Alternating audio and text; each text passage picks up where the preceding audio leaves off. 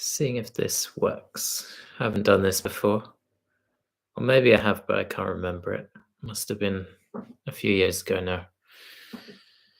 And yeah, I'm just saying hello, seeing how this functions. I might use this functionality in future if it works and if people actually watch.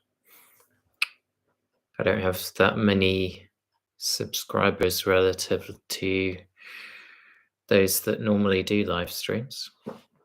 Even though I have more than I think, considering I don't actually do many regular videos. But I'm reaching a point where I'm doing a lot of things at the moment, so it would be good to have some updates where maybe I can interact with people rather than having this thing where I make a video and then people respond a lot later. And I had a really long day yesterday, a really long lab day, and so I've been recharging today. I like that term, recharging, because I have a number of goals that require me to be really switched on and really productive, meaning really productive in the course of a day or a few days. And in doing that, I've found the most I didn't want to say productive again, but the most productive way I can do that is by having these days where I don't do too much. So then I can really push it on those days where I can. It's kind of like with exercise. You have days where you recover, and then you can give your absolute best on those days where you just have a laser focus. And I also find that on those days where I'm ultra productive, I don't really eat much, if at all. And I'm able to be just super focused on what I'm doing. And one of my goals is actually exercise focused. So I have this abbreviated training that I'm working on that I've been doing over the past year. It's been really successful. So I hope to continue that. And with my diet, I'm currently eating 2 meals a day, but sometimes having 3 meals when I'm particularly active. I walk a lot, so I need to factor that in. And I had a really successful park run. I like park runs because 5K is a good distance. I don't want to have too much stress on my body, but I had a really successful one recently where I got a pretty decent time, and that's made me want to be very ambitious for next year to really cut that down. And I want to do more 10K runs. And I don't know if I should mention this, but actually I won't mention it. Bit of a tease there. But I do have a related project to do with that, which I'm really looking forward to. And that will be linked to the research I'm doing. So that's why I mentioned it. Can't say too much, which is really frustrating. I have all these things where I'd love to talk about them in more detail, but I can't. And you feel kind of restricted. You feel kind of hamstrung about it. So yeah, it's interesting how my seizure threshold has improved with exercise because I'm able to really push it, and it doesn't feel stressful. I find that the kind of running I do feels more like walking because I've become so much fitter, and as I get fitter, my seizure threshold improves, and I'm able to control my blood sugar. It's really interesting. Yeah, the intense cardio, I completely agree with that. I actually, sometimes I do spin classes. I haven't done them for a while, and I find that instead of doing the sprints, when the instructor goes and tells you to sprint and everyone's going crazy, instead of doing that, I increase the intensity. And I go for like you would with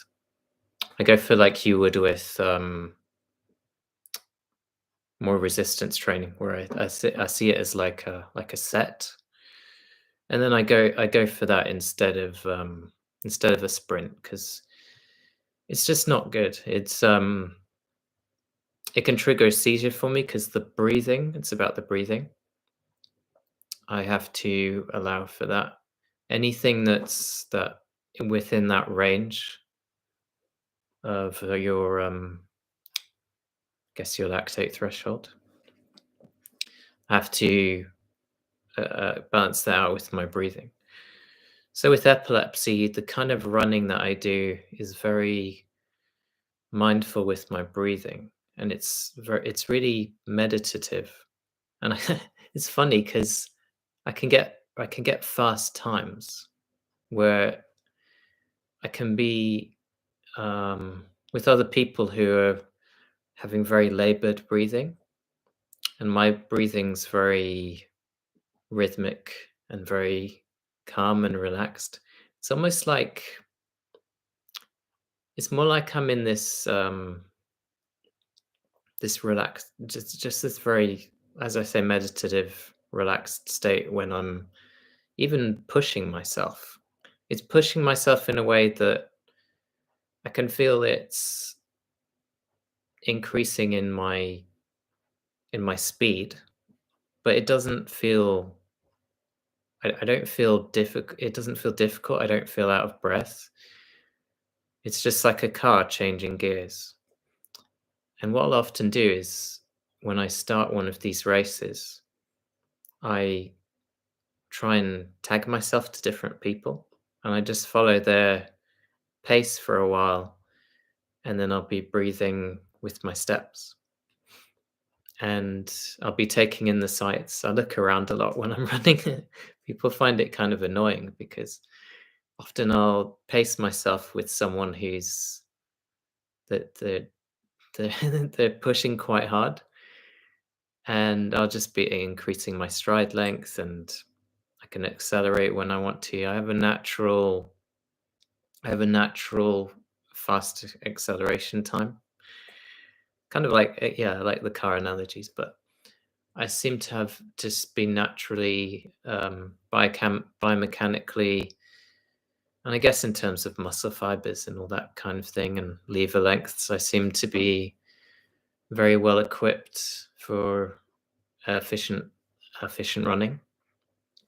And so at the moment, my goals are mainly fitness based because I feel like I've conquered the main cancer specific kind of challenges that I had, which is a really cool thing to say because I didn't think I'd get to that stage where I'd not be anxious about a recurrence, because it's a real thing. Even if you've had years of complete remission, which is what I'm termed as being in, it's you're always told these tumors invariably return, and it's this doomsday scenario. This ticking time bomb in your head is what it's affectionately, or not it's not so affectionately known, but um, it's like a well-known term. But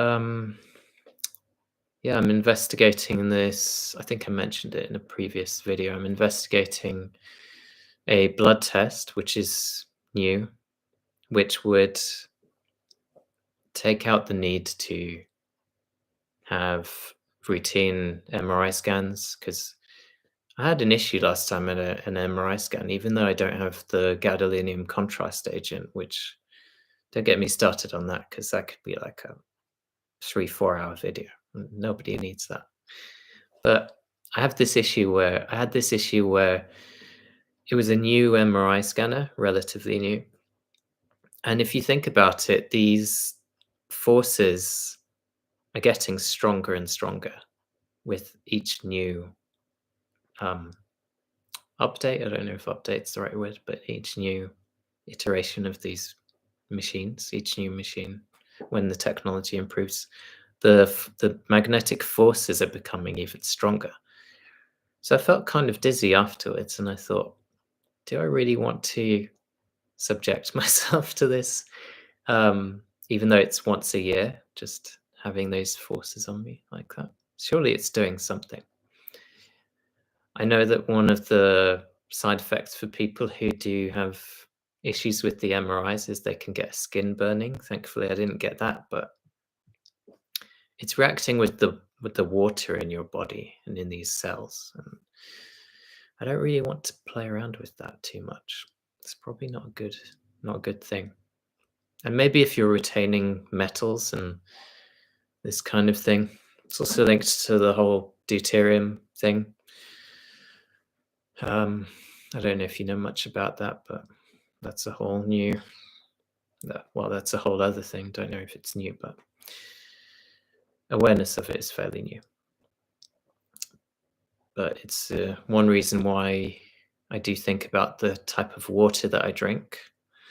It's naturally lower in deuterium, and I do have a dehumidifier in my room because I'm very aware of air quality, and that's a huge thing with any kind of neurological issue. You want to be well aware of the air that you're breathing.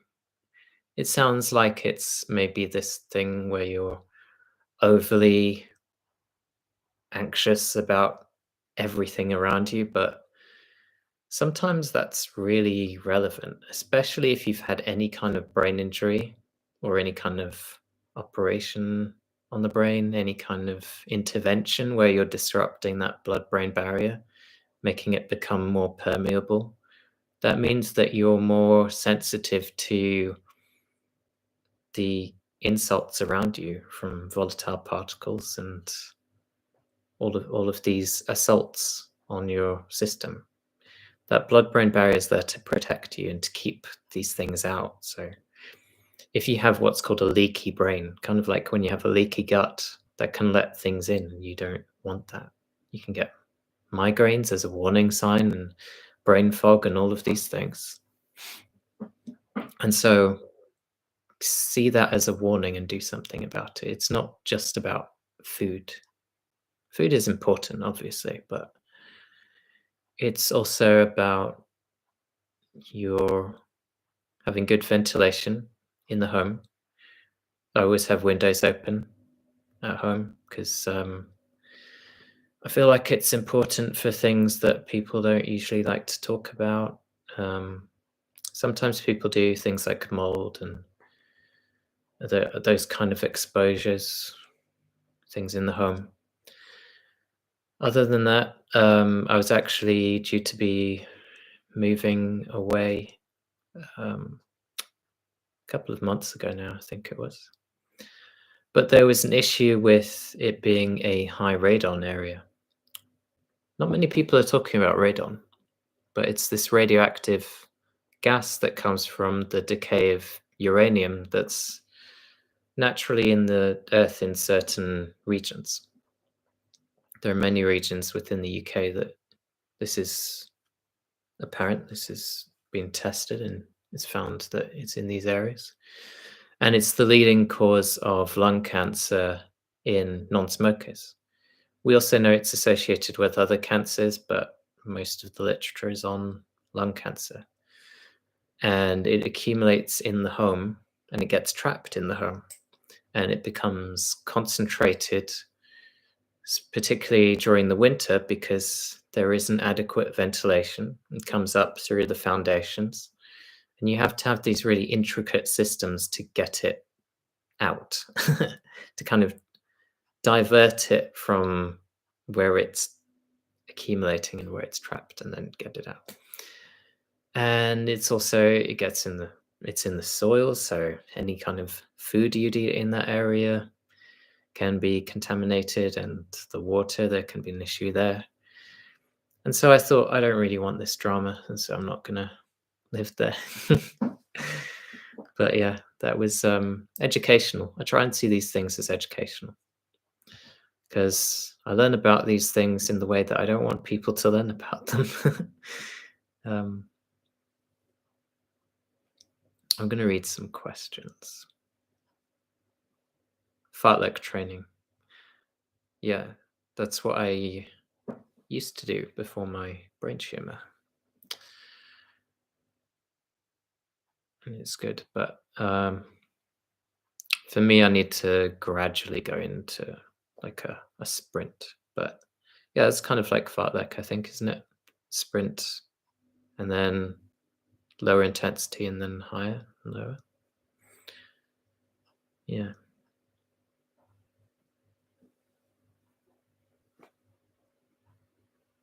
Coming up to year 2 with astrocytoma.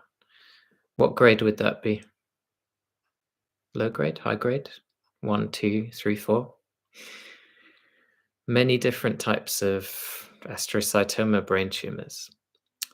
And the other thing that they don't tell you is that there are subcategories as well. And so within those categories of, well, there's different types. There's like pilocystic astrocytoma, there's anaplastic astrocytoma, there's glioblastoma, there's other forms as well, some quite rare. But even within those, you have different subcategories. So there's this guy that I've been interacting with on Twitter who's just started a very well researched ketogenic diet for his brain tumor. And his is a very rare tumor. I say very rare, but it's, even though it's incredibly rare, it's getting more prevalent. Definitely within the past 5 years, we've been seeing more of these. Normally, you'd see about a handful every 10 years. So it's crazy to think about, isn't it? So this individual has been diagnosed with it's really hard to say because it's a really long name, but PXA is the abbreviation. But his is an anaplastic PXA, which is what we normally see in adults. PXA is usually a tumor, a benign tumor type that we see in children, but it's adult form, and its form in children who develop this this anaplastic form. So it's called a anaplastic PXA, or PXA with anaplastic features. And what that means is anaplasia is just cells dividing more quickly, right? So it's displaying anaplasia. It's showing it's a more aggressive phenotype of that PXA. And sometimes it can even be mistaken for glioblastoma. And so with many of the characteristics that define the classification, so they're looking at the Ki index, so the proliferative index, counting those cells and seeing how they divide in dishes.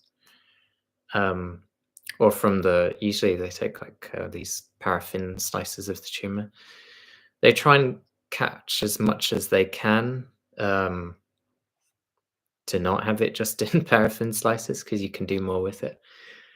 But then, yeah, they'll look at the proliferative index, how quickly the cells are dividing.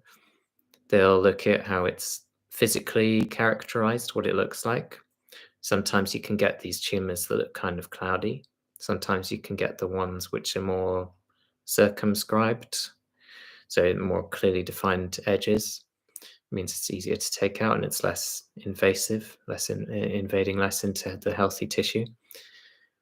And sometimes you can get tumors which light up like a Christmas tree. It's either good or bad, depending on the various factors. You can also get ones that appear really dark, which it can mean a number of things. And you can get ones that have lots of necrotic tissue, which really isn't good. That's usually a sign of aggressivity, aggressivity.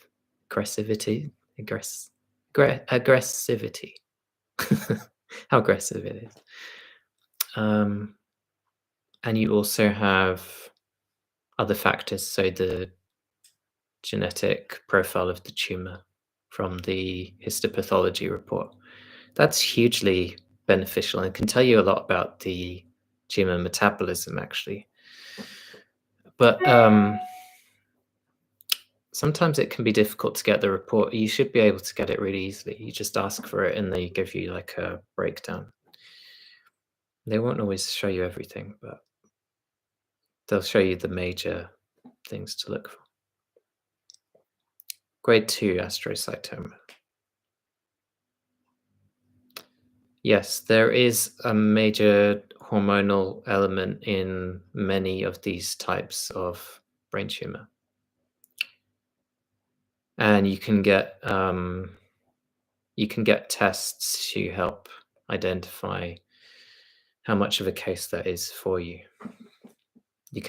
There are clues in the histopathology report. Even say you have these cancers like these traditional hormonal cancers like breast cancer and prostate cancer. In breast cancer, you have the HER2 gene, or that's a well-established one for breast cancer, but you get it in brain tumors as well, and it can help dictate how you decide to manage it. There's also chemotherapy drugs like tamoxifen, which for me is interesting because all of the very long-term survivors of glioblastoma that I know, long-term meaning post 10 years, who've had treatment, have had tamoxifen instead of what you'd normally have for brain tumors. That's really interesting in itself because I'm not a huge fan of the types of treatment for that are standard for brain cancer, but some people respond to these other types of chemotherapy when they don't respond to temozolomide, which is an alkylating agent. It's really interesting because even the longest term survivor of glioblastoma, he was diagnosed in 95, Ben Williams. He's still alive now.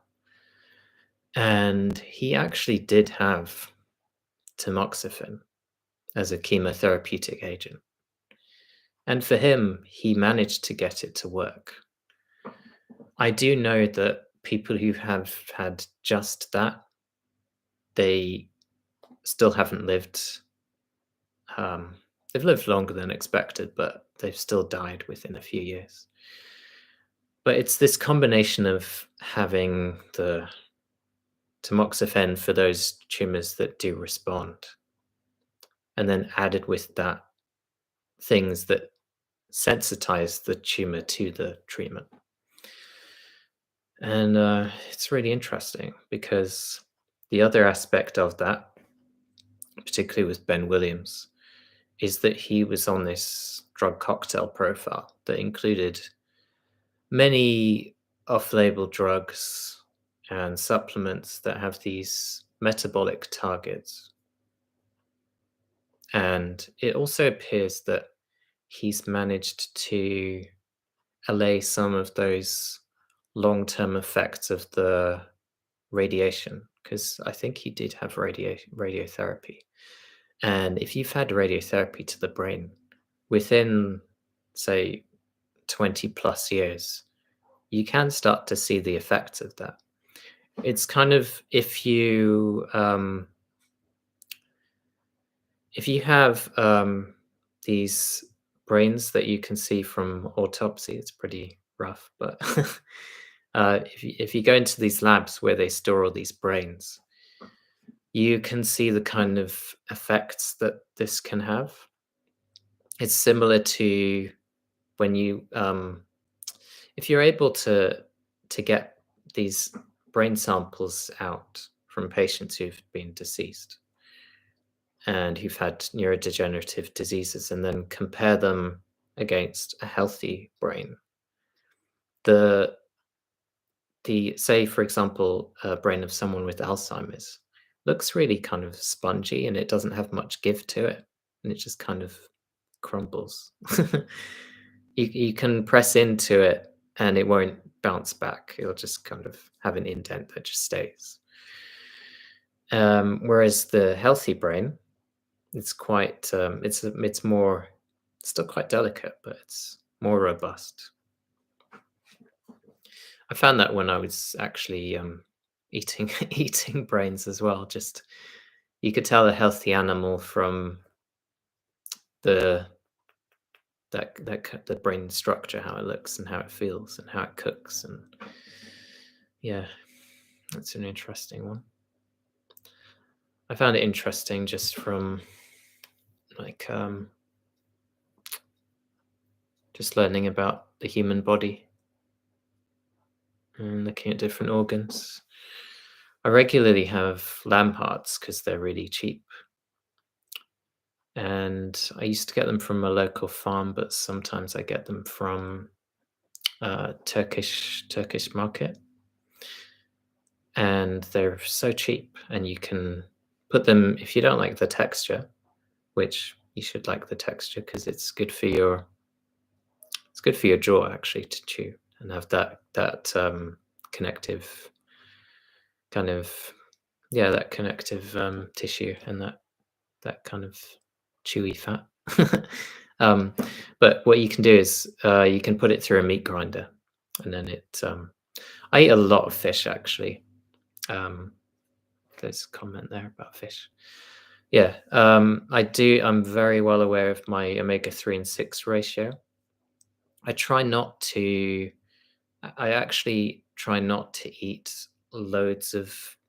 Um, this might sound controversial. Try to not eat loads of red meat, not for the reasons that people like to think about, but because I had an issue once where I was doing more like what you'd see in what's become a carnivore diet, where I was just eating lots of red meat every day. But I found my ferritin levels were really high, and it made me feel tired, and I had this kind of brain fog, and I had headaches. It wasn't good. And then I changed to eat more fish, more seafood, and I ate less frequently. And the ferritin levels went down, and I had a lot more energy. I felt really good, and the brain fog went, and the headaches went. Don't know if that's true for all. Don't know if that happens to everyone, but that's what happened to me. And I do know that it can be an issue. Actually, my ketones my GKA was sustained, and I was still in therapeutic levels of ketosis for me, which was in the range of 3 to 6 millimolars. So, yeah, it was independent of that, my negative effects. Similar to like how people think cacao is really good because it can actually raise your blood ketones and lower your blood glucose. But for me, it can trigger seizures because of the caffeine and the theobroma. And so cocoa's and cacao, whatever form you have it in, isn't good for me. Also, what was absolutely awful for me, which I had a few years ago as a test, was green tea, and I ended up in hospital because I had a seizure from it because I didn't realize just how much caffeine is in there. It's a major seizure trigger for me. So whenever I see people who are managing brain tumor-related epilepsy, and then they're having teas and coffees and chocolates and these kind of things. It just makes me wonder if they're still having these seizures, why they can't stop having these things. But yeah, it's an interesting point. This is a fun experiment doing this video. I might do it more often. It's interesting. And also maybe in future I can monetize this and have the money for the research. Because the research I'm doing is the research team that we have, we're registering it as a charity next year. So one of the things that I mentioned at the start of this video is that I'm thinking of doing some races for fundraising for it. I might have a snazzy t-shirt where people can ask questions about this new charity and what we're doing. Many thanks to Isabella Cooper for doing all the hard work on that.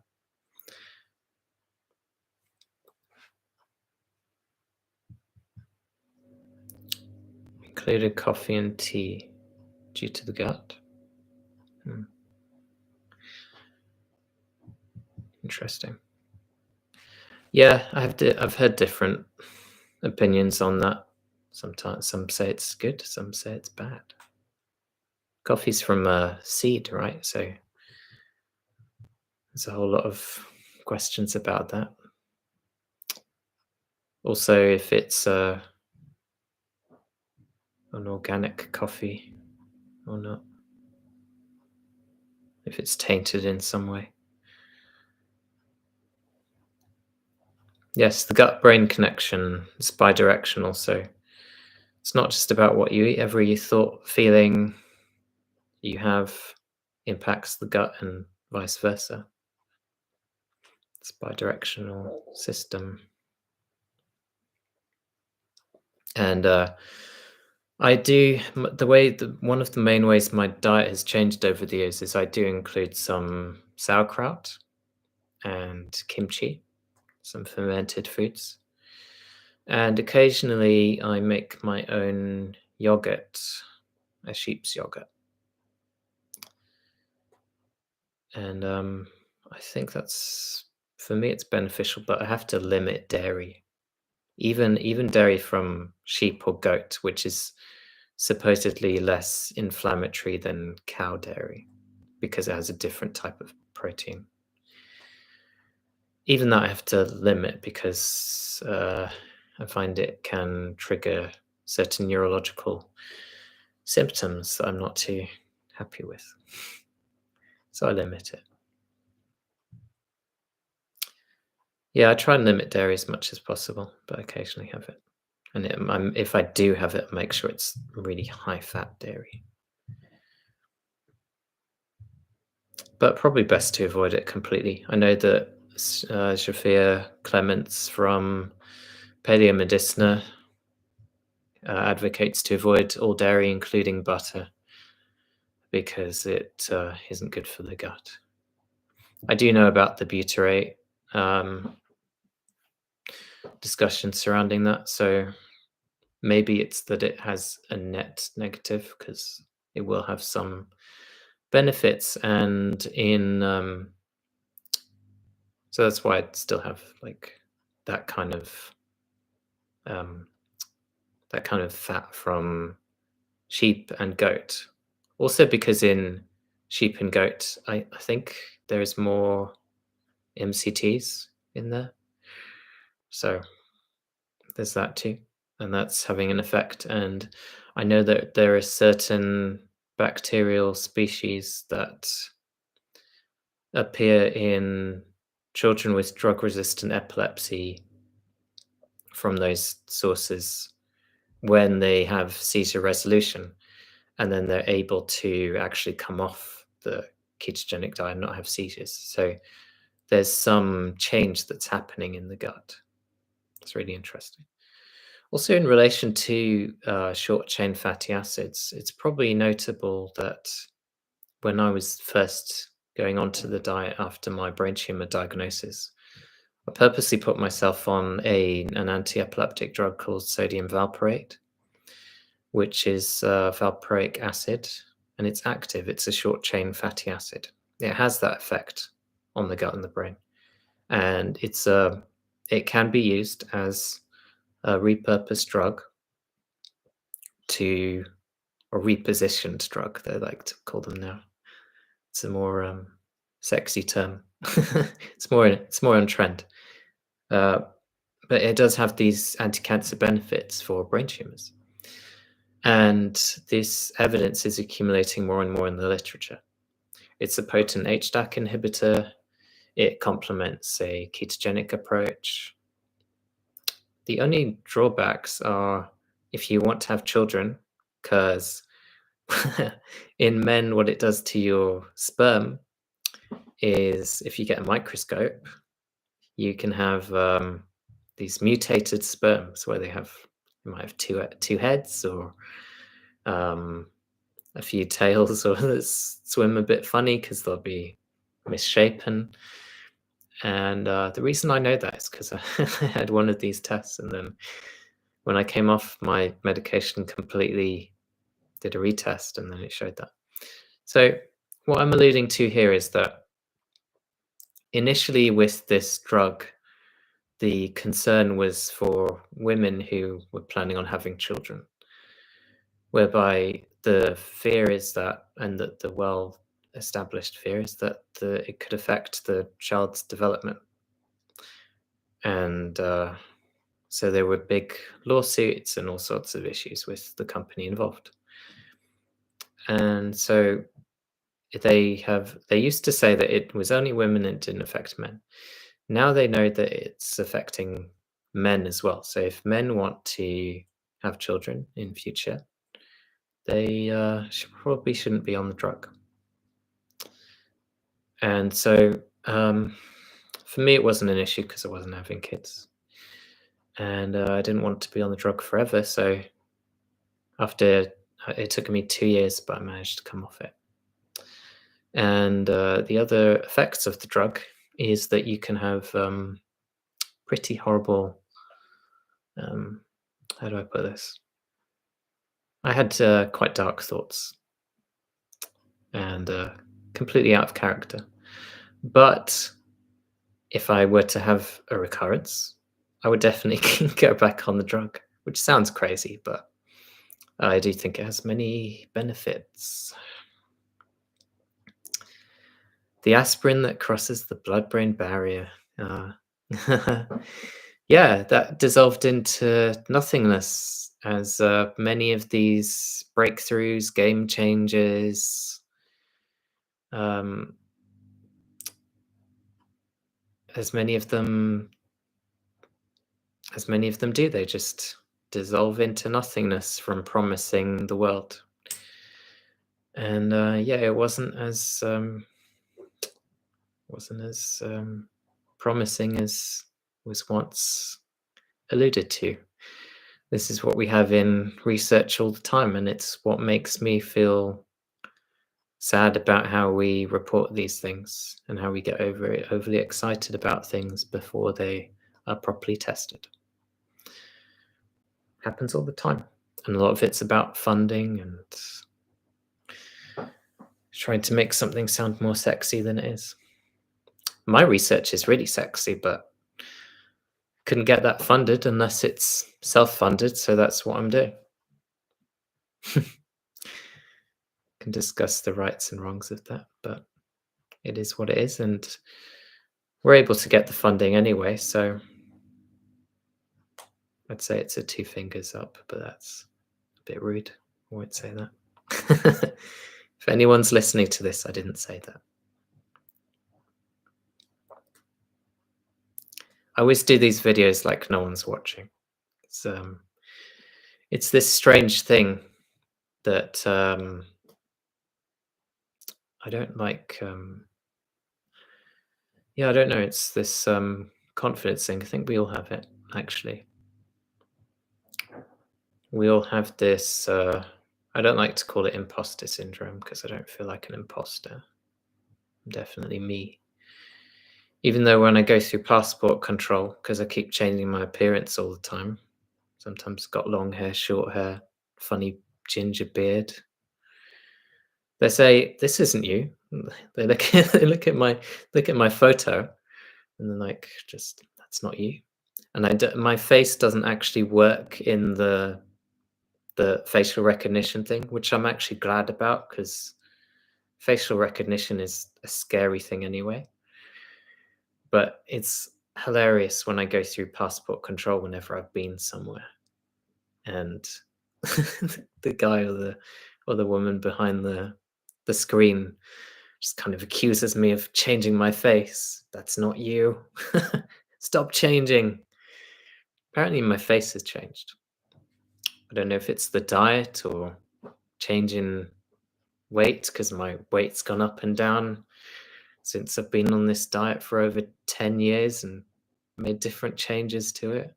Started at a 4-to-1 ketogenic diet, copying the kids with drug resistant epilepsy, weighing all my food to the exact gram. Um, that was fun. It's actually not too difficult, and you get into the routine.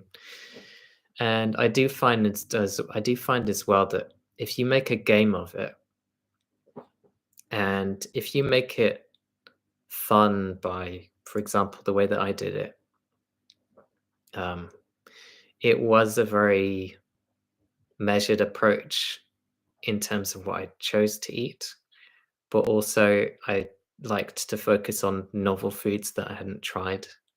So having things like brain and sweetbreads. Sweetbreads are actually it's the thymus and pancreas gland. It's not baked goods. It's not what it sounds like. They're actually very ketogenic, very high fat, and very, very satiating. It helped when I was calorie restricting, definitely. But yeah, it was you have to learn how to cook it. But they are very tasty. Yeah, prions with the brains. That's why I don't eat them anymore, even though I know it's probably not an issue, but I don't want to find out. And I do know that if you do have an effect, there was, for example, there was a really interesting study on CJD on autopsies of brains that were thought to be affected by Alzheimer's. And they actually found that it was a late effect of mad cow disease, of this CJD. That was terrifying for me because it's this thing that's only triggered many years later. So you could be fine for years, and then suddenly, as you age, it gets hold of you. It's like a horror film. Don't really want that. And so yeah, I don't eat brains anymore, but it was a really fun experiment. I actually did it initially as like I did it initially as like a dare, thinking um, as a dare and as a fundraising initiative, thinking I'm going to eat this disgusting thing, and yeah, it has benefits because it has a healthy brain has everything of a healthy brain that I would want. And I thought, oh, this is going to taste absolutely disgusting, and then I ate it, and I thought, wow, this is like delicious. And so it actually became one of my favorite foods. Just tasted like creamy, salty eggs because it's naturally salty anyway. The first time I ate brain, I made the mistake of adding salt to it, and it was just intense. It's like those experiments where you have these babies and you give them something really sour or something that's really sweet, and they kind of screw up their faces. That's the kind of experience that I had as an adult. So doing that to a baby, that would just be like feeding a baby salted brain. That would be an interesting experiment. There's one experiment I'd really like to do, and I'm looking for volunteers to help me with it.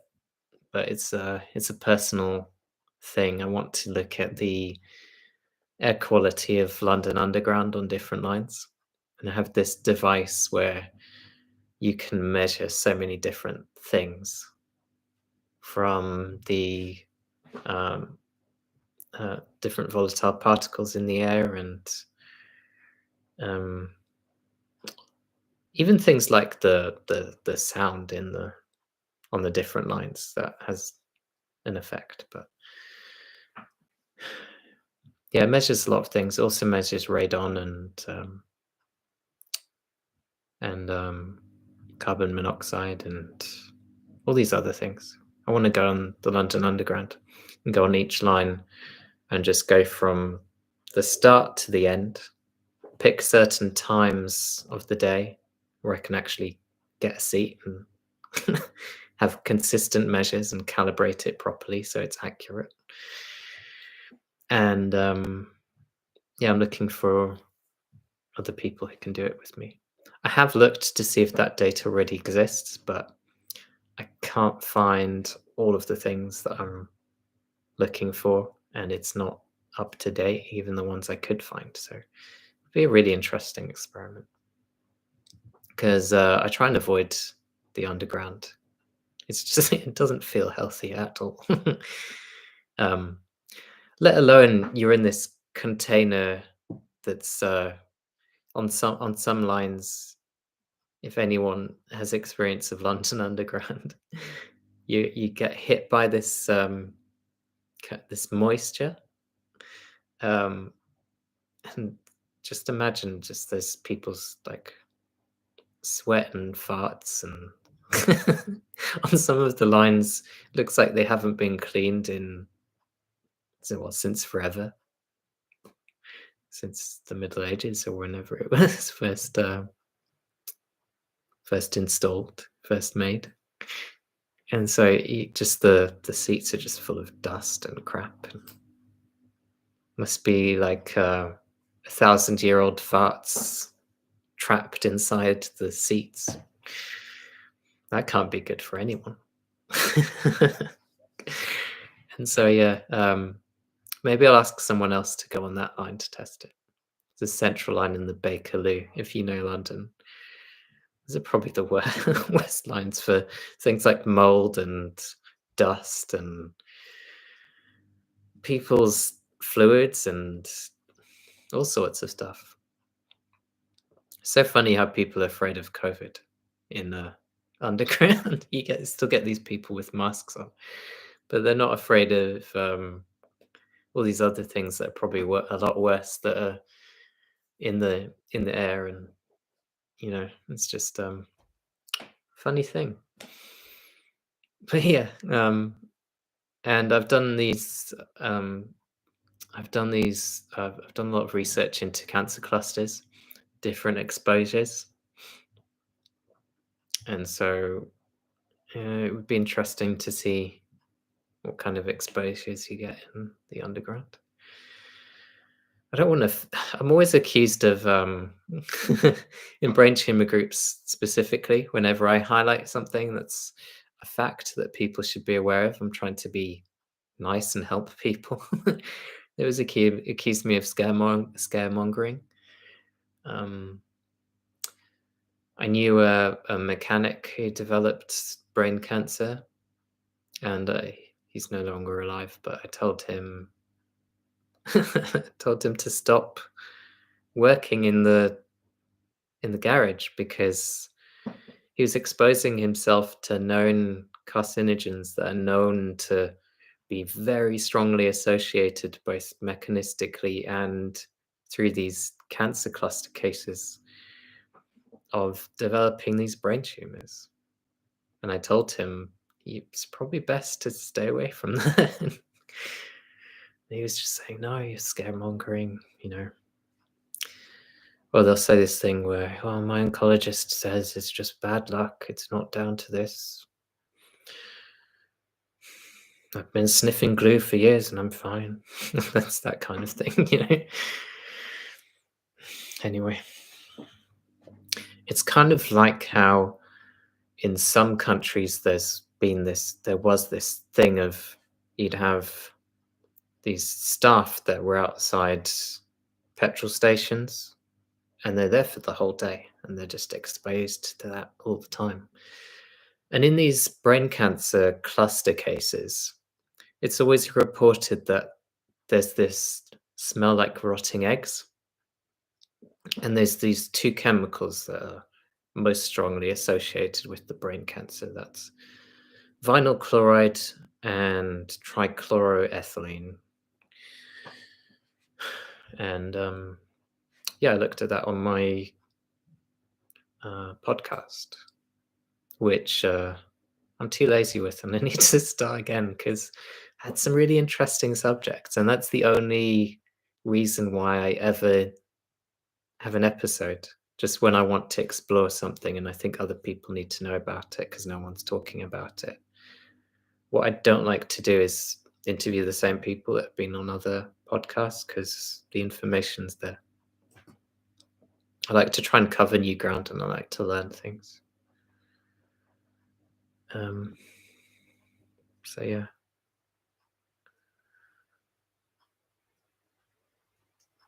How many people are watching? 5, 4. This is a really interesting experiment. It's been 50 minutes now. I can't believe that. It's hard to believe. 50 minutes of me. What a torture. What a torturous experience. I struggle to put up with myself sometimes. What's going on with this hair? It's just in this in-between phase. I had my hair down to here. I had 3 years of growing it. And often with my appearance, it's indicative of what I'm going through in life. So yeah, that's not important. Any thoughts of improving sleep for improving the lymphatic system? Well, yeah, that's really interesting. I do the blackout curtains, so I make sure there's no light entering my room. I make sure I don't have any heating on. I never put heating on, actually. I think that's a good thing for many reasons. Also, to do with air quality and the fact that when you're sleeping, it's good to be a bit cool. You get better sleep. Also, I take magnesium glycinate before bed. Seems to help me. And sometimes I take melatonin, but I cycle it. I don't like to take it all the time. I know people with cancer who the recommended therapeutic dose for cancer, I say recommended, it's just what's in the literature, is at least 20 milligrams a day. And so some people take it more than once a day. But yeah, what I do is I'll take it once a day for a few weeks and then I'll just stop because I don't like being dependent on it. I try to make my own natural melatonin as much as possible. I do a lot of exercise every day. That helps my sleep. So first thing in the morning, go for a long walk. And it's very, I do a lot of prayer on the walk. You can meditate, do what you want to do, be mindful. I find it helpful. I believe in a God of sorts. Not quite sure what that means, but something I believe in. I don't follow a specific religious doctrine, but I have a lot of respect for the knowledge that we can get from religious texts and being humble and appreciating what we have. So yeah, I would definitely say the magnesium and being mindful of how you fast. Not fasting all the time. I had problems because I got addicted to fasting and I was doing it too much. Magnesium L-threonate. Yes, I've tried that. It's good. It's just I stopped because I found it where I was getting it from. It's quite expensive, and I think I had to get it from the US when I got it. So it was just a pain. But yeah, it's good. It gets to the brain very well. But still, it's good to take a lot of it. I think with magnesium, it tends to be, for me, I like to have a lot of it. Even though I respond to very little. I don't know. I just like having it. And I find that when I need it, it gives me more energy. And when I need to calm down, it helps that too. Kind of like when you have the effects of an adaptogen, it adapts to what you need. I find that interesting. Sometimes I'm just waffling. If I say anything that's just ridiculous, let me know. I have some um, I have some insights that are great, but sometimes I talk rubbish and have just thoughts and I go off on tangents. Do seizure drugs metabolize B vitamins more quickly? You can actually develop deficiencies of certain B vitamins with different anti-epileptic drugs. So I would be mindful of that. It's been established now. I was talking about this for quite a few years until now. It's a more well-known phenomena among neurologists that levetiracetam, Keppra, causes deficiency of riboflavin. Is that how you pronounce it? I say it anyway. I'm used to writing it down. I'm not used to saying it. Riboflavin causes deficiency of that. So supplementing with it when you're on Keppra, which is the most widely prescribed anti-epileptic drug for brain tumors, brain tumor-related epilepsy, and standard epilepsy. It's one of the most. Yeah, it's beneficial to supplement with riboflavin for that. And if you don't, it can actually lower your seizure threshold, and then they'll say, hey, let's make this drug more effective by giving you more of it, when it's not necessarily the case. You just need to address that deficiency. It's a common thing with anti-seizure drugs. They like to put you on more drugs or put you on different drugs rather than assessing for deficiency, particularly over the winter period where you can get vitamin D deficiency. And if you have sufficient vitamin D, then it has an anticonvulsant effect. So you want to be very aware of that. And I think the best thing to do with that is to go on a holiday in the sun.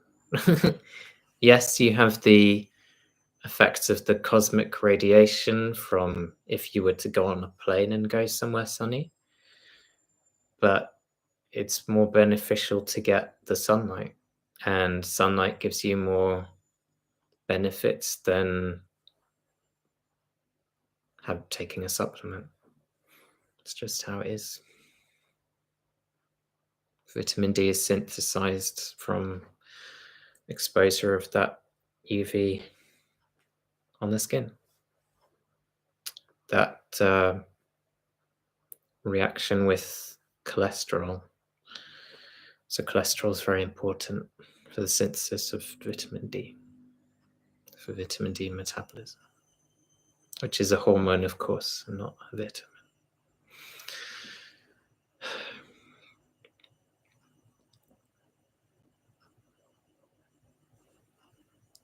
I'm almost time for my evening walk.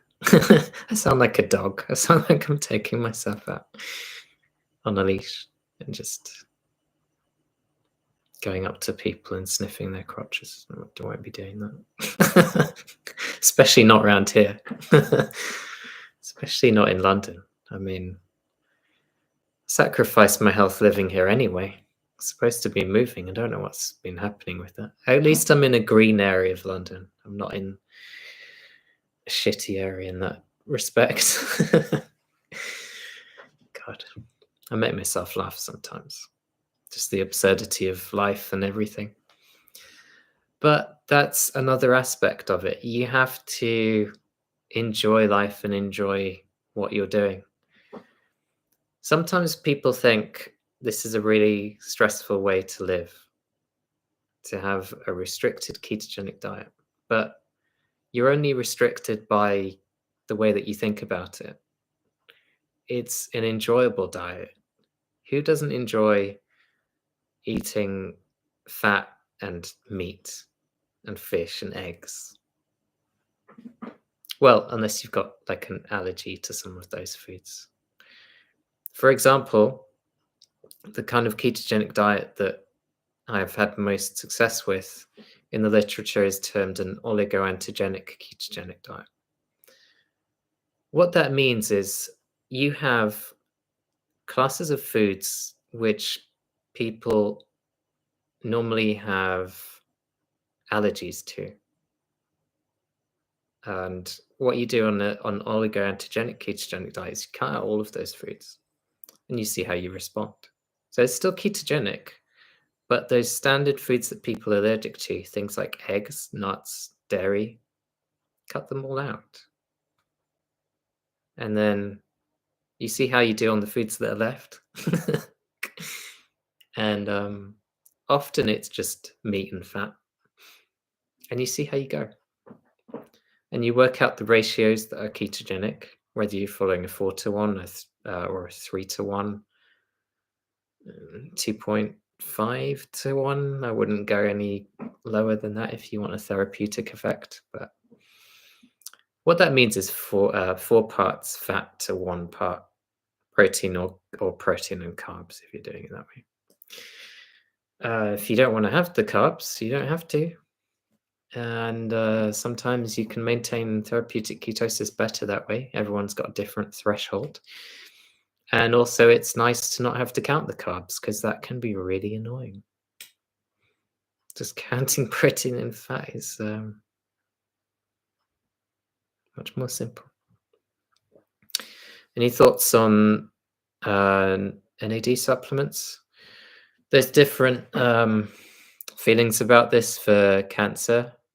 So I tried to not take it, but yeah, it's complicated because some think it's helpful and others not so helpful.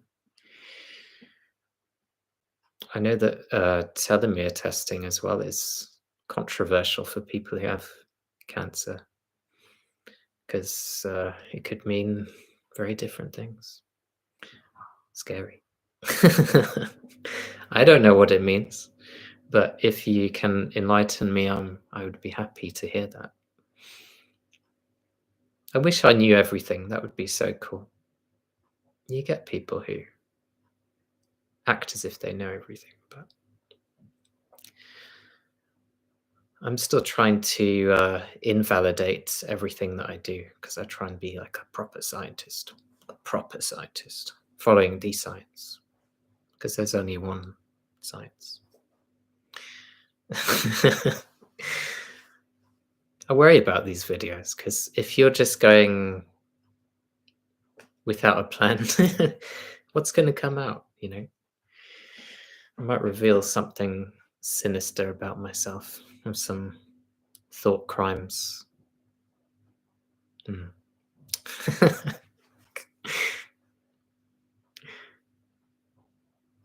Chat GPT.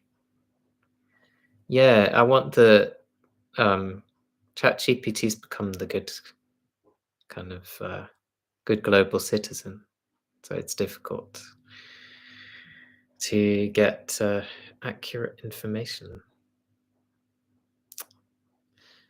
I often wonder though if it's because I often wonder if it's because of the sources that it's pulling the information from, that predominantly it's of one persuasion with whatever you're asking it, or if it is inherently biased in how it's programmed. I don't know the answer to that, but it's interesting.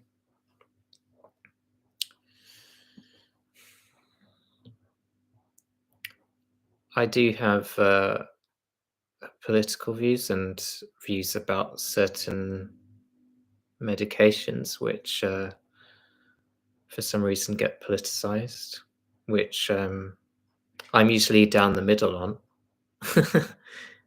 And I'm extreme, which I found interesting. Well, it's usually that I'm in the middle on, or I'm away from the middle, but still not so extreme off the end, if that makes any sense at all. One thing I'm really enjoying at the moment, which I never thought I'd say, is cold exposure. I have experimented over the years, but I think because I was fasting so much in the past, it was a bit overkill. And because I'd lost so much weight, not just fat, but I lost some muscle and bone, the cold exposure was too much of a stress.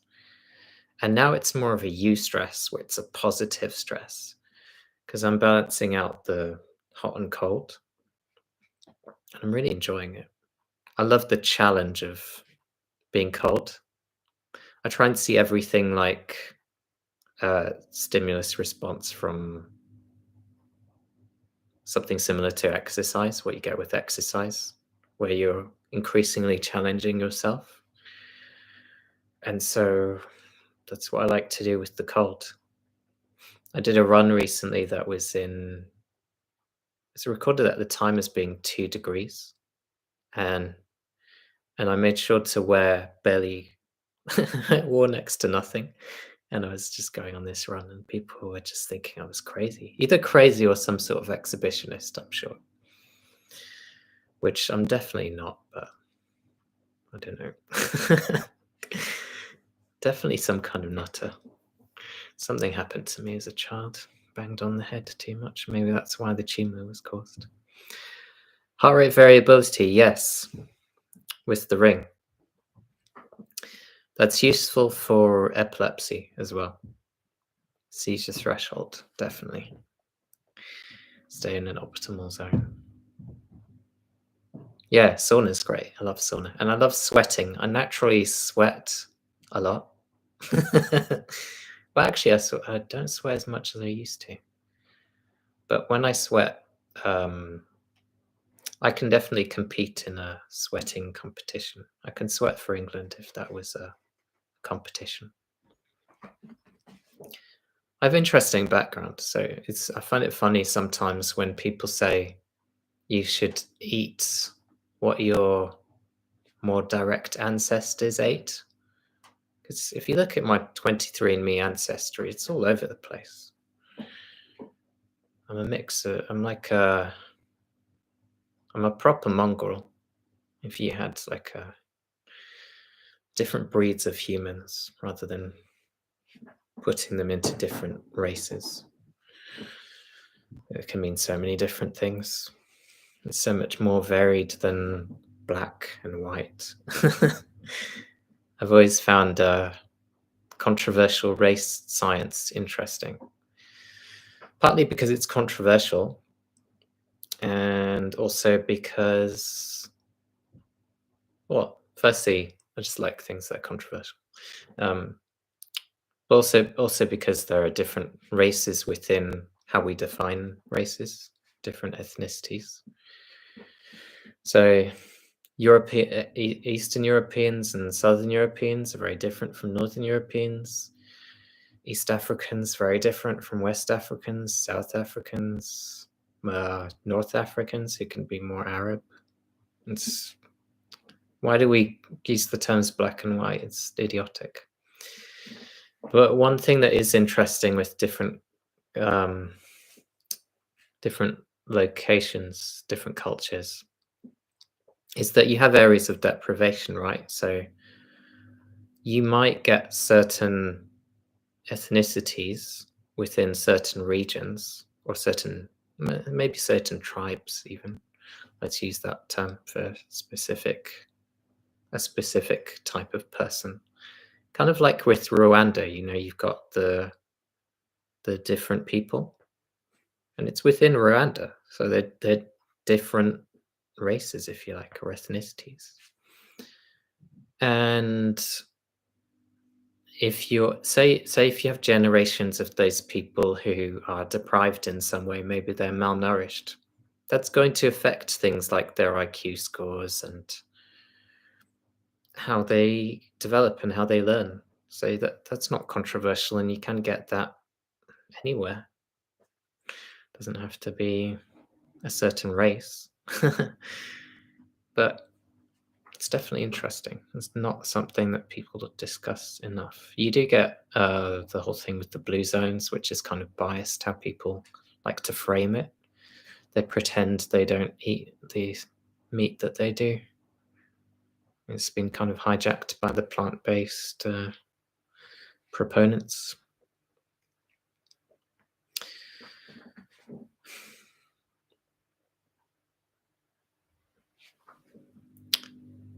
Yeah, it's very interesting to look back in just using anthropological studies. But there's so much divergence of opinion based on different things that they've looked at, the nitrogen and so forth. But it's very interesting. It's just, yeah, too many. The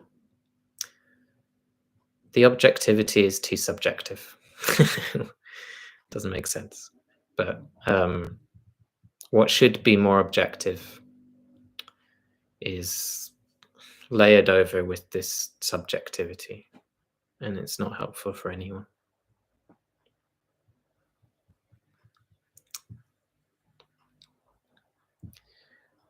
What else? Just it's becoming darker here more frequently. So as it's winter time, but I'm planning a winter sun trip soon for Christmas, which I'm really looking forward to. My family all live abroad, so I don't get to see them for Christmas. And I'm not traveling that far again because I don't do long haul flights. Try to avoid them for various reasons. Not just the circadian mismatch that I get from flying, which I try and account for, try and mitigate against with various protocols. But also just it's a hassle. And I'd rather go to the sun where it's closer. Infrared light therapy, yes. I have used that, but I don't do it anymore.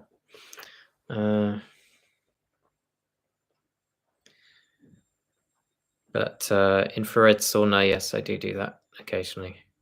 I go somewhere for that. I used to have a device, but it took up too much room. I do also know there's these vitamin D lights you can get. I know that Ivor Cummins has one, and if he recommends it, that means it must be good. And he lives in Ireland, so you definitely need it there. Ireland always has this cloud around it. More Northern Ireland. Northern Ireland just has this like constant cloud of rain over it. It's really unfortunate. But yeah, the weather where I live, as part of the UK, is actually some of the best weather you can. Well, yeah, it's I wouldn't say that, but it's not terrible. It's one of the better places. But also, interesting, I have checked my vitamin D levels, and they're in a good range despite just not having anything. What good range means is somewhat subjective, but compared to the ranges of unhealthy people, which is what we have, that's the average, the average person. So you can think, do those ranges actually mean anything meaningful? But probably not. But it's within the upper range of that. Take of that what you will. Breathing techniques, yes, Buteyko, not Wim Hof for me. Although as a challenge, Wim Hof can be helpful for increasing that kind of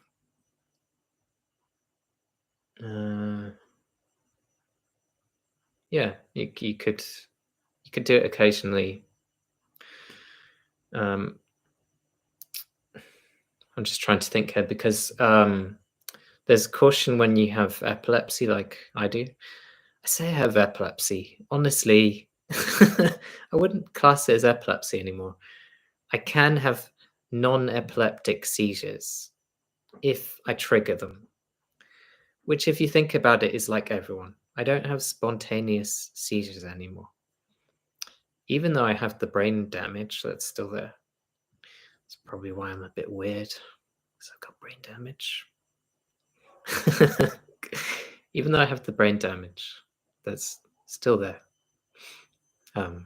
which has actually improved over the years, which I feel extremely thankful for, because it's pretty horrific, and I feel for anyone who's in that situation.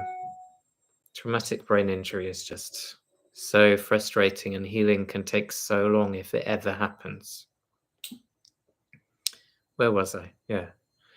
Wim Hof, if you have epilepsy or reflex epilepsy, which is what I have, stimulus response, known stimulus, known response, then Wim Hof can be too stimulating, but in the right context, it can be stimulating to the point where you could improve your seizure threshold and tolerance. And also, it's really good for, I'd say waking you up, but it's really good for mental health and your immunity and your ability to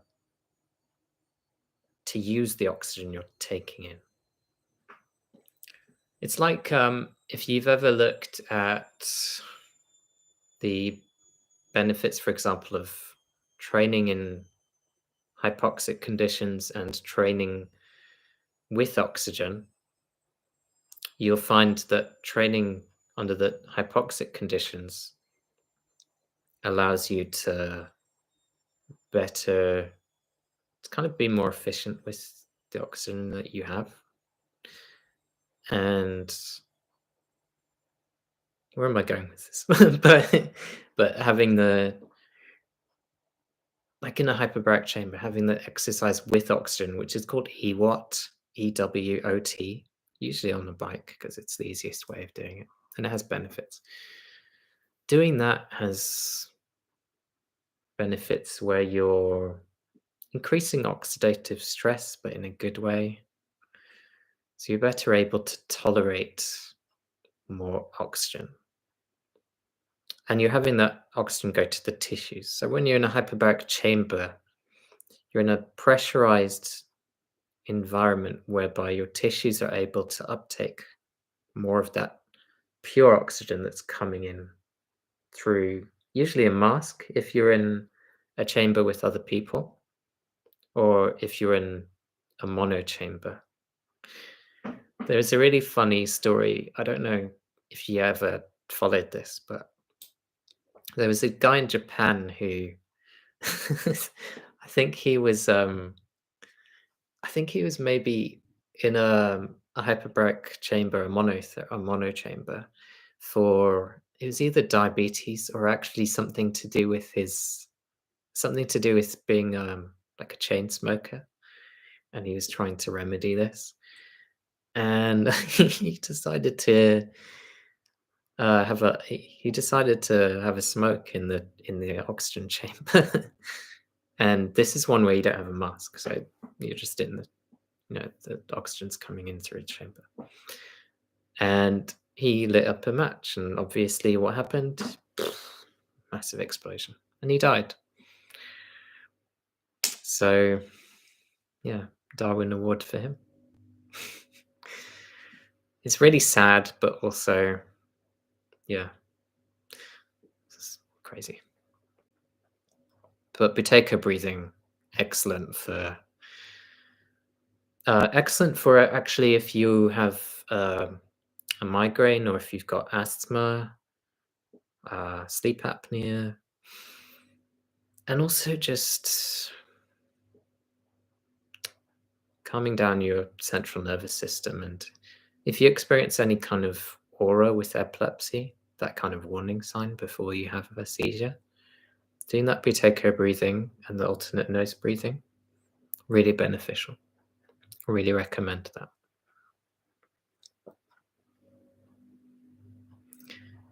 Anything else? Having a think. I was just going to think about how I managed to do long fasts and how I make a game of it. Because I try and have this athlete mentality where you try and challenge yourself, but you do it very strategically. Usually I do spontaneous fasts, but I say I'm going to go from here to here. And within these time periods, I'm going to keep active. I'm going to do something fun.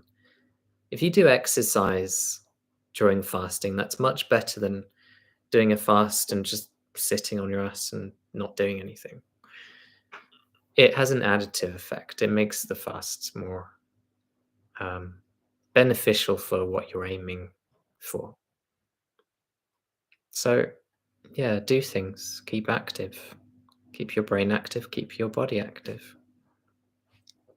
When I wasn't able to go for walks when I was having grand mal seizures, many years ago now, thankfully, as I say, just absolutely horrific experience.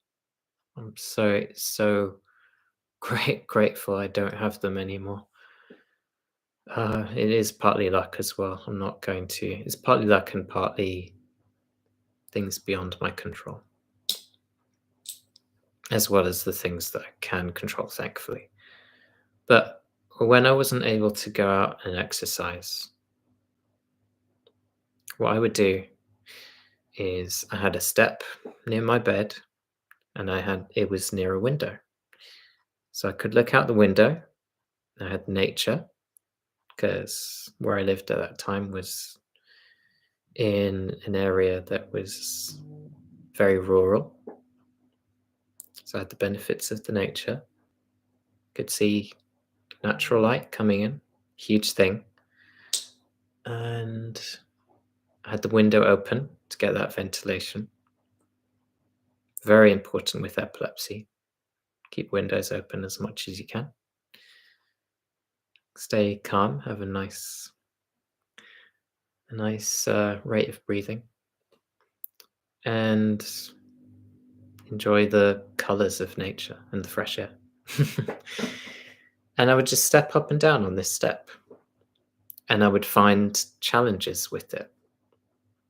When I got tired, I would break it up into different sets and just say, okay, I'm aiming to do this number of steps.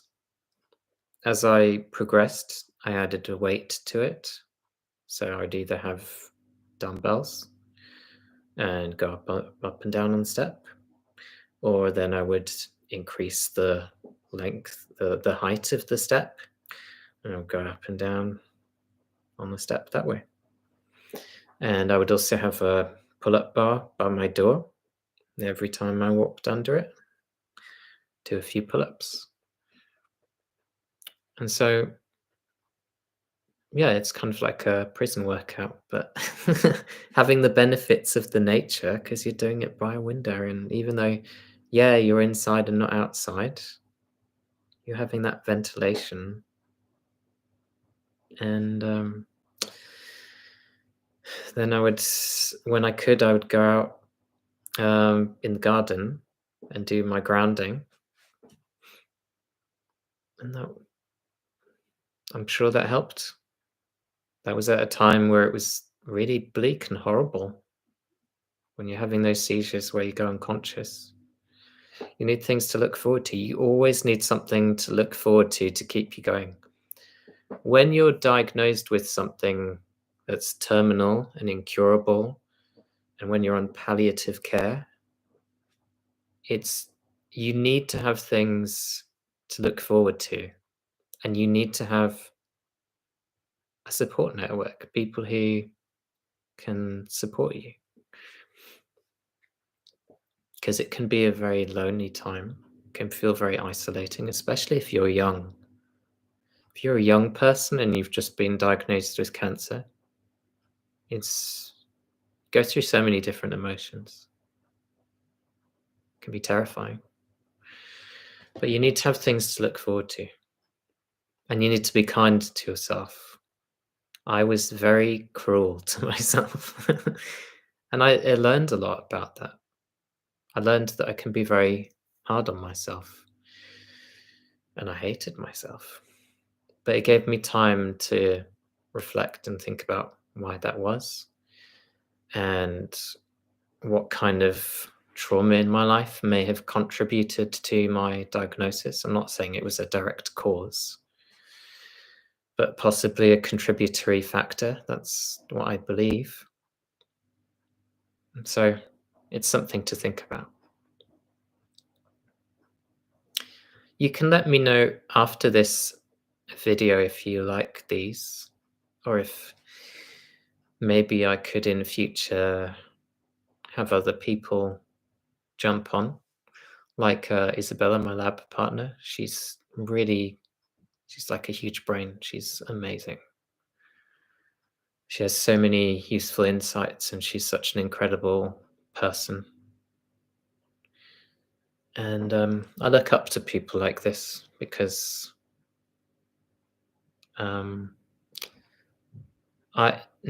you're not. No man is an island. You can't do everything on your own. There's always people who can give us energy. There's also people who can be energy vampires. They can take energy away from you.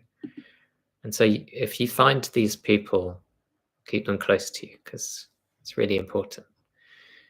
And I'm so thankful for everyone who comments on these videos and says that I've been helping them, and anyone that messages me. I'm so sorry that I struggle to reply to everyone, because I do get a lot of messages.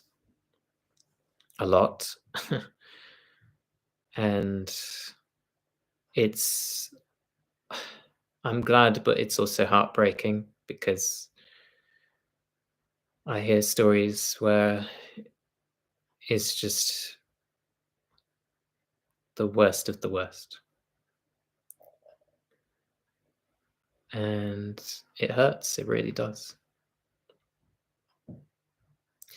And I'm working hard to have balance in my life where I enjoy things and enjoy having personal goals and meaningful relationships with people. So I try not to spend too much time on the cancer side. Today I had a day off, which was really needed. I say I had a day off, but I still did a project. Well, I was helping someone with a project, which is really dear to my heart.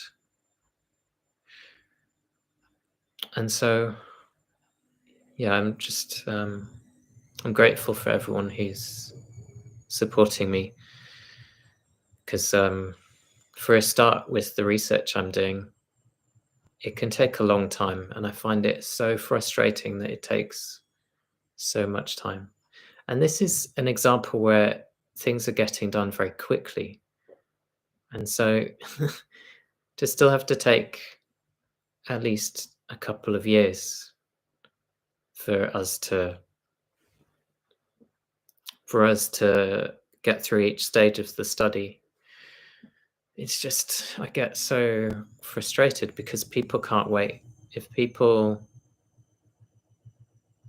well, I say that because I say people can't wait because, as I say, the people who really need this are in the worst of the worst condition and status.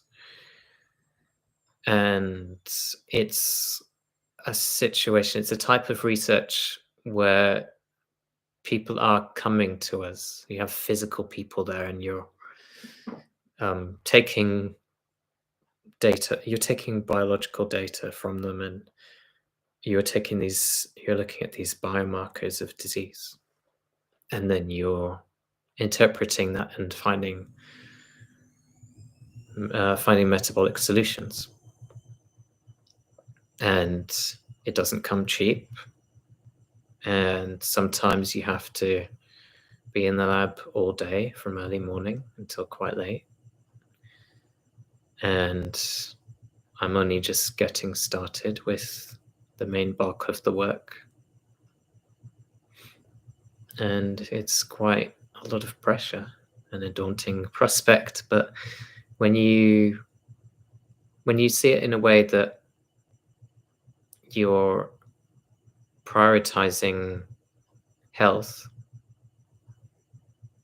then you have a different perspective on how you do things. And so I don't put too much pressure on myself, but I do have a sense of urgency. And I definitely enjoy life. A lot more this year, actually. This year has been a really good year for me, because it's been a good year because it's been a year of appreciating other people and letting them know that, and spending time with them. And just, appreciating life, because, life is about people. It's not just about you. Some people have this main character syndrome, or whatever you call it. Sometimes I do think too much about other people and not enough about myself. I do have goals for myself, but also happiness goals. So I do think about that. But it's something I'm working on continuously. And that's it, really. If you see this late and you'd like me to do some live interviews, if I can work out how to do that, it might go awry when I first start. Or if you'd like some fitness updates, I might even try and record one of my runs. That would be fun. Like a live recording of a run with commentary. Because I don't mind talking while I'm running. Sometimes I do that.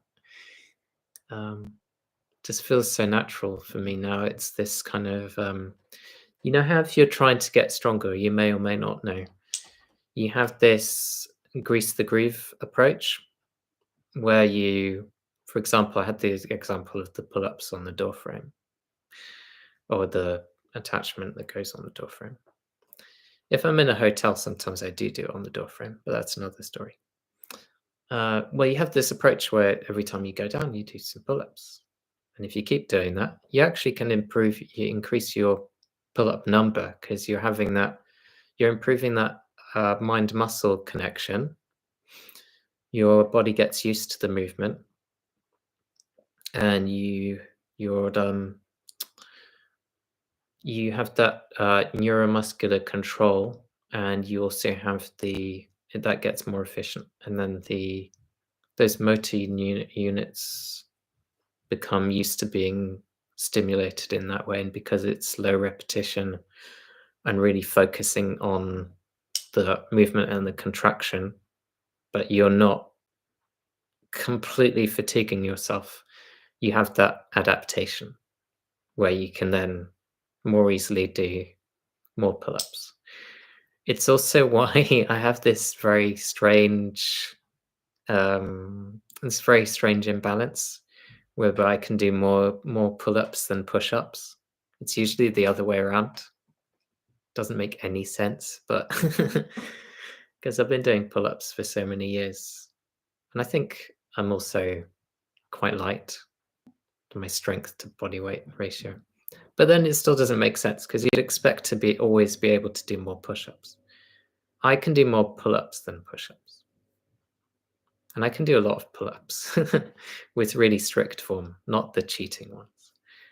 And I think that's because of that, because I've been doing it routinely for a long time. And I try and focus on my posterior chain more than the front because there's more muscles, and also I sit down a lot. Well, I try not to sit down a lot, but sometimes I have to. And so it brings me back out rather than inwards. So I try and focus on my posterior chain, my back, my hamstrings, my glutes. And I get great benefits from that. I don't focus too much on the anterior chain. I probably should. And one of my goals is to strengthen my core. But I want to do that in a way that is natural, mimicking those natural movements where you're bracing your core to lift heavy things in different planes, different types of movement. My background before I had the brain tumor was actually exercise sciences, so I love talking about this stuff, but I don't get the chance to because focused on cancer all the time. But I'm really into it, and it's fun. It's nice getting back to it, and to do exercise for my mental health and for functional fitness and for social fitness. Let's call it so, and for social fitness as well. I wouldn't run. I don't like running on my own. I like to, and I don't like running too much because I don't think running continuously is a great thing to do. But it depends. I think, yeah, that depends on your fitness levels and how you respond to it. But yeah, for me, short runs, occasional, and having challenges. And yeah, that's it for today. I just thought I'd do a short live video. I say short, it's been a lot longer than I'd anticipated, but thank you for everyone who watched. I really appreciate it, and I look forward to sharing more soon.